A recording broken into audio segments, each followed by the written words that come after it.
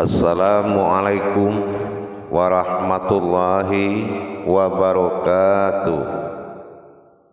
Alhamdulillah, alhamdulillahi rabbil alamin. Assalatu wassalamu ala asrafil anbiya'i wal mursalin, sayyidina wa maulana Muhammadin. Ashhadu an la ilaha illallahul malikul haqqul mubin, wa ashhadu anna Muhammadan abduhu wa rasuluhu was-sadiqul wa'dal amin. Allahumma salli wa sallim wa barik wa karim azanul nabil karim. Idinil ladzi min jalalika wa innal ladzi min jamalika wa innahu min kitabika wa tahirin wal mujahidina amma ba'du. Ibadullah, bersyukur kita kepada Allah dengan mengucapkan alhamdulillahi rabbil alamin atas segala limpahan karunia, rahmah dan hidayahnya, serta dengan izinnya juga kita dapat menjalankan amanahnya, beramal dan beribadah zahir batin, dunia dan akhirat.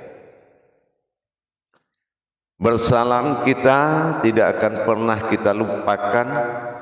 Marilah sama-sama kita sampaikan kepada junjungan kita Nabi Allah, Nabiul Akhirul Zaman, Rasulullah Muhammad sallallahu alaihi wasallam.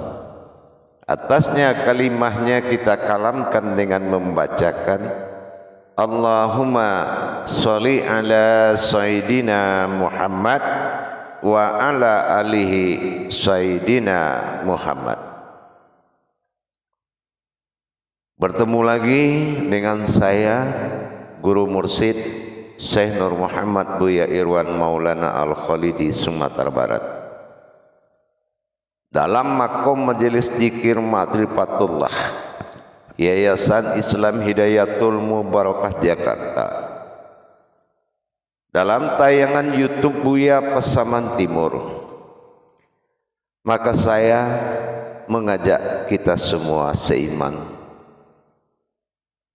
untuk meningkatkan iman dan takwa kita kepada Allah, tentunya dengan kita memperdalam wawasan, baik itu syariat maupun itu hakikat tarikatnya dan ma'rifatnya, yang diwasiatkan oleh Rasulullah sebagai Nabiul Akhirul Zaman itu. Tentunya dengan kita memahami titian tauhid kepada Allah. Apa titian tauhid kita kepada Allah? Syariatul hulul hakikah. Dijadikan syariat itu untuk mencapai hakikat, dan hakikatul ulur tarekat. Dan dijadikan hakikat itu untuk dijalankan, bukan hanya untuk dibahas, untuk dibicarakan, tetapi untuk dijalankan. Begitu juga dengan tarekatul ulul ma'rifah. Dijadikan ma'rifat itu sebagai tujuan, sehingga apabila kita menjalankan suatu perintah Allah, maka kita ingat tujuannya. Ini tujuannya apa? Inilah yang dikatakan ma'rifat. Syarat-syarat tauhid dengan tujuan satu, yaitu bermuqarabin. Bermuqarabun atau bermuqarabin tadi hakikatnya adalah menyatu kepada Allah dengan wasilah kembali. Dikatakan wasilah kembali ini bukanlah seseorang meninggalkan dunia dan kembali kepada Allah. Allah itu tidak bertempat. Tidak ada ruang, jarak dan waktu bertuhan kepada Allah. Allazi annahya min wa aina wa innahu annahya min wa inna. Aku sudah ada sebelum semua itu ada. Jadi janganlah atau tidak pantas engkau mencariku di sesuatu tempat atau di sesuatu waktu. Dengan demikian diwajibkan kepada kita melaksanakan ibadah kepada Allah. Ibadullah. Yang dikatakan ibadullah adalah beribadah kepada Allah. Beribadah kepada Allah ini terbagi dua. Yang pertama ada syahadah langsung dan ada sadiah tidak langsung. Yang langsung adalah berbentuk kodrat wujud wa huwa ma'akum aina ma kuntum. Tetapi yang tidak langsung adalah shalawatul fil ba'da al-waqta'ah, suatu perbuatan tajalli diri yang diatur oleh waktu dan tempat. Dalam bermuqarabun tadi, menyatu dengan Allah tidaklah menjadi Tuhan dalam menyatu, tidak juga menjadi Allah dalam sebutan.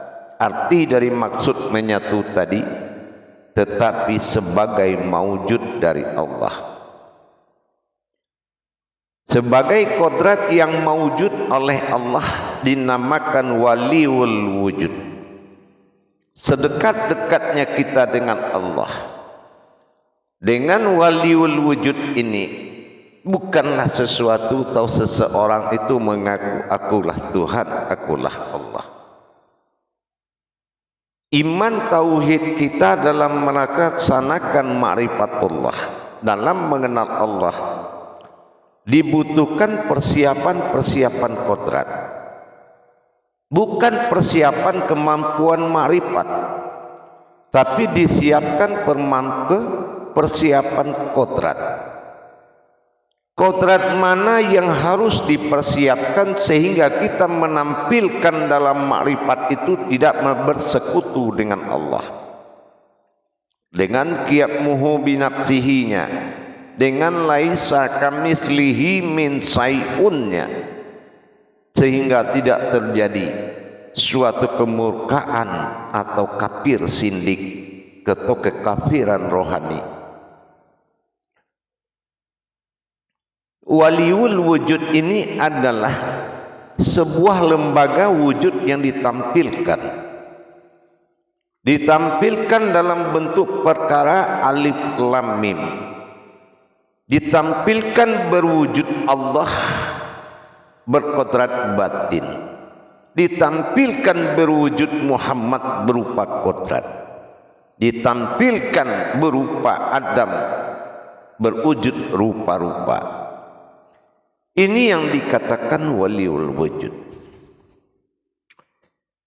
Sama dengan kita melaksanakan suatu perbuatan ibadah syiar, kita melakukan ceramah, dakwah, khutbah. Tapi ingat, posisi waliul wujud ini harus benar-benar sudah dipastikan. Jangan kita di atas sebuah mimbar kita merasa kita berdiri lebih, duduk lebih tinggi, berdiri lebih tinggi, dan bicara lebih tinggi. Bukan itu yang dimaksud waliul wujud. Yang dimaksud waliul wujud itu adalah sirnanya keumatan, berdirinya keinsanan Allah, berwahyu pada mimbar, bermimbarnya Muhammad kepada Adam. dan berkalamnya Allah dalam nyawa. Ini yang dikatakan dengan waliul wujud. Bukan hanya kita yang bisa berbicara, itu pun hakikat kewujudan Allah pada diri dengan waliul wujud tadi itu harus nyata. Seperti kita menyampaikan dalil-dalilnya Allah, sunnah perbuatan Rasul, hadis kalamnya Nabi, sabda adalah wahyunya Rasul, tetapi dalil adalah kalamnya Allah. Apakah kita sudah menjadi persyaratan waliul wujud? Suatu contoh, apakah kodrat tubuhmu sudah menjadi ayat? Apakah kodrat rohanimu sudah menjadi hayat? Ini yang sangat betul-betul diperhatikan.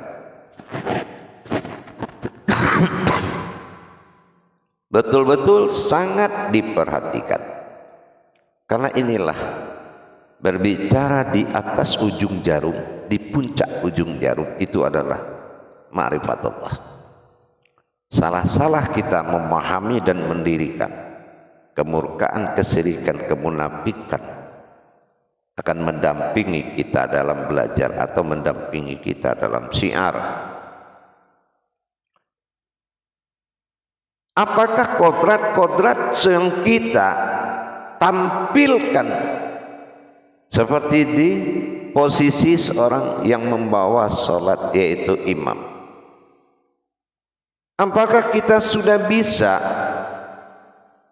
menjadi suatu wujudullah sebagai waliul wujud?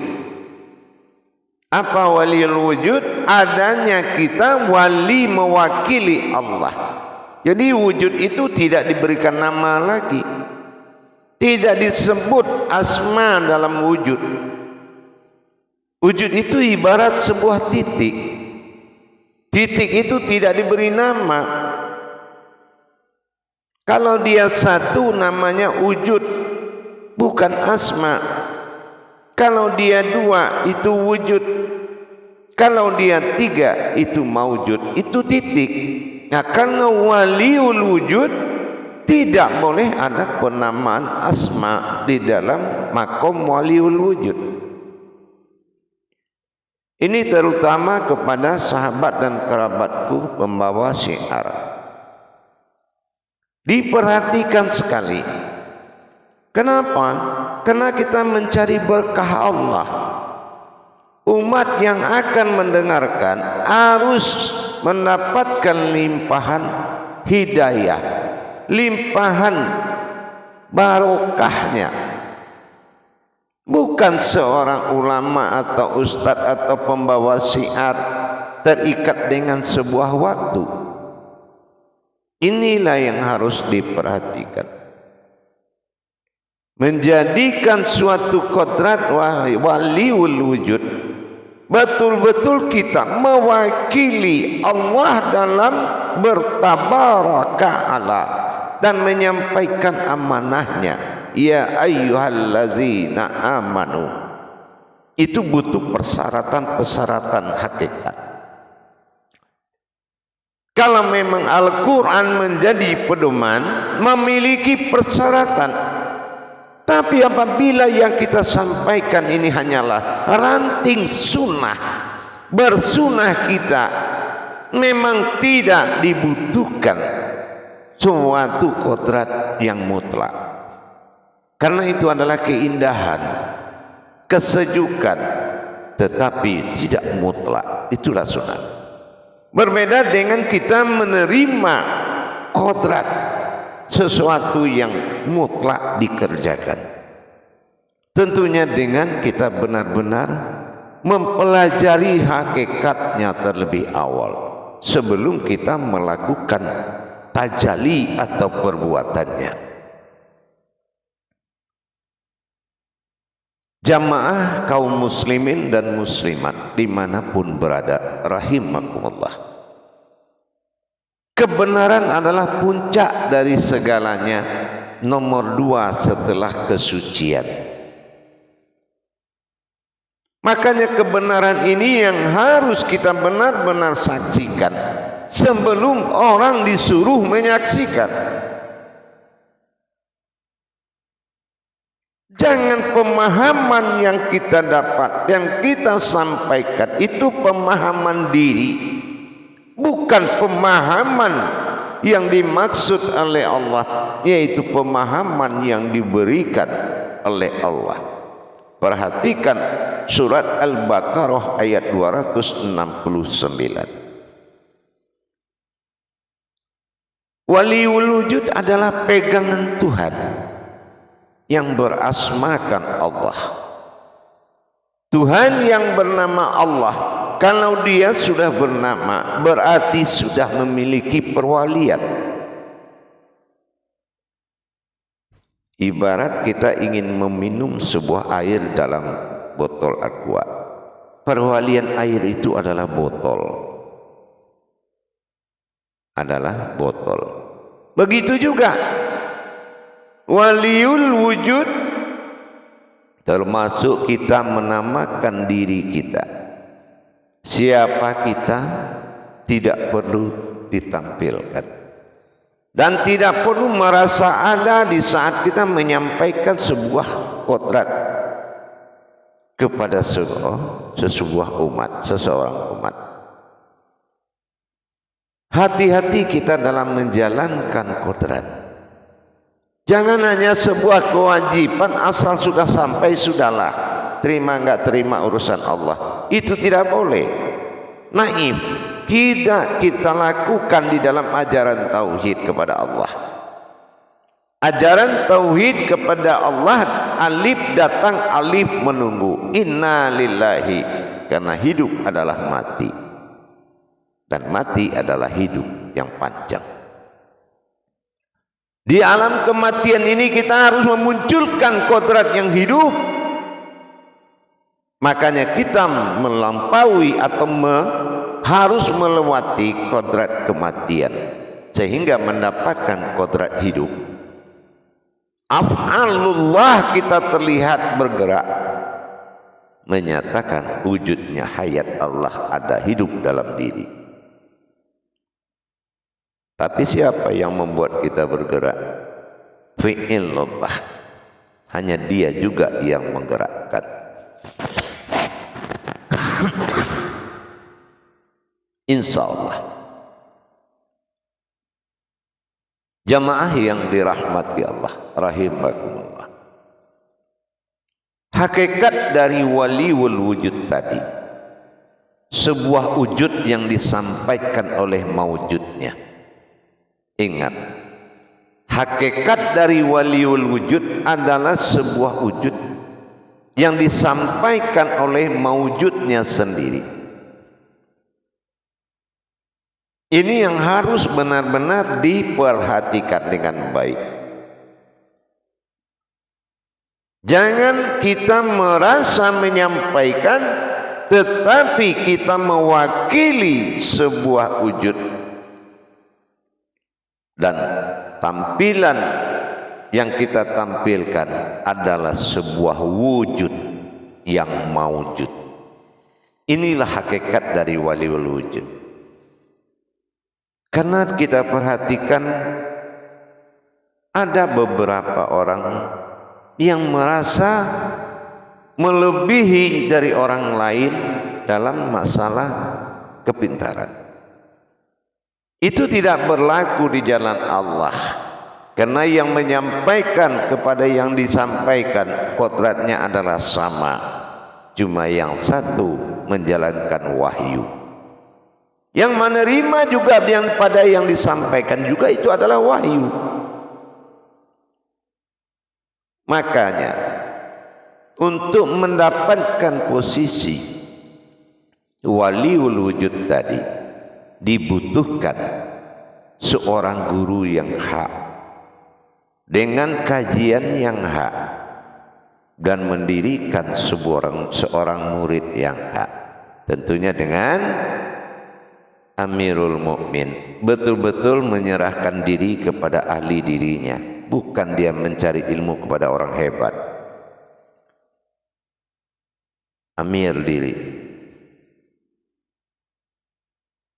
Maka daripada itu jemaah semuanya, marilah kita memahami kembali niat yang paling diinginkan dan diridhoi oleh Allah adalah menyelamatkan umat melalui kodrat diri kita. Maka kita akan diselamatkan oleh Allah. Tepas selera, satu rasa sambung rasa, itu sangat dibutuhkan di dalam kita berikhwan, di dalam berafwan, di dalam melaksanakan tauhid hablum minan nas wa hablum minallah. Mari kita tingkatkan.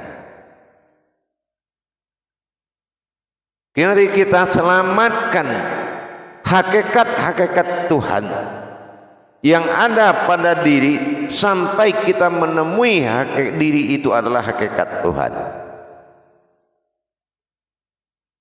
Allah tidak bisa dicari karena Allah sudah ada sebelum pencarian itu ada. Maka berpikirlah kepada yang mencari. Jagalah marwah ketuhananmu di dalam dirimu dengan sifat wujudnya Allah pada diri, dengan waliul wujud. Jangan merasa kita tahu, orang tidak tahu. Kita bicara dengan kita tahu, orang tidak.